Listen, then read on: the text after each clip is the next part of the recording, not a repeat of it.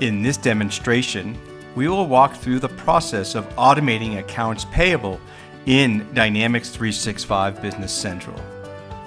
In the process of automating accounts payable, we will initiate from an incoming document, we'll correct and approve, and then we'll receive from the OCR service. Let's go ahead and initiate from an incoming document. You see here in my tile, I have the incoming documents.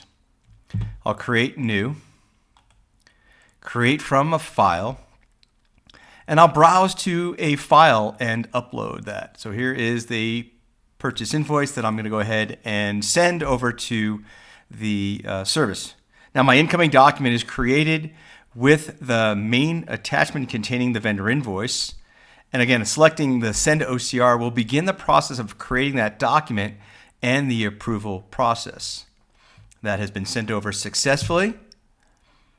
And now that the status says is released and the OCR status shows the document's been sent to the service. Next, the approver will be notified that a document requires their attention. And you can see the incoming document. Switching users, for example, the manager or the approver will be a different user than the individual who initiated that process.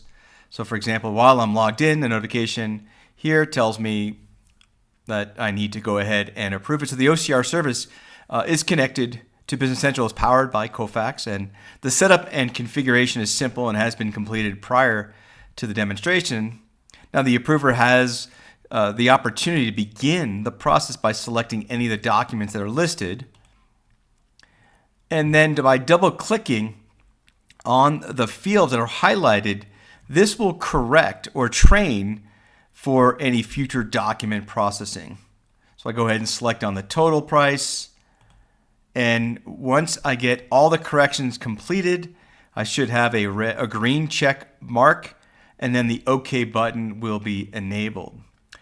The status has been updated. The document export is back in process, meaning the service is going to return the document to Business Central. Here inside of my incoming documents, I'll open up the document.